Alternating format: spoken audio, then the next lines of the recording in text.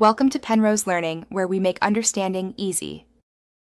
You start by opening Facebook and signing in. You need the account ready.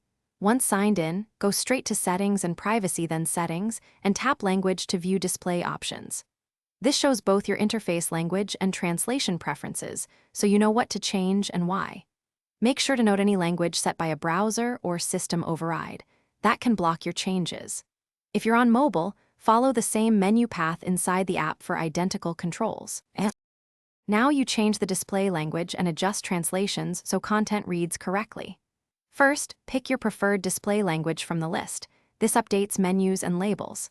Next, open translation settings to enable or disable automatic translations, choose which languages should always translate, and set languages you understand. Once done, confirm and allow Facebook to reload. This applies changes across pages. If you use multiple devices, finish by verifying everything looks correct across profiles and pages. Make small edits if labels or buttons still show the old language.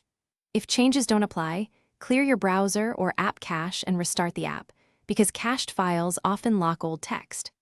Also, make sure your device language or browser extensions aren't forcing a different language.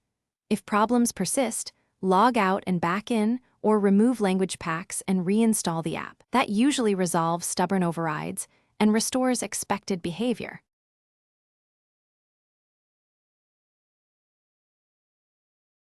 Thanks for watching. If this was helpful, leave a like and consider subscribing. See you next time.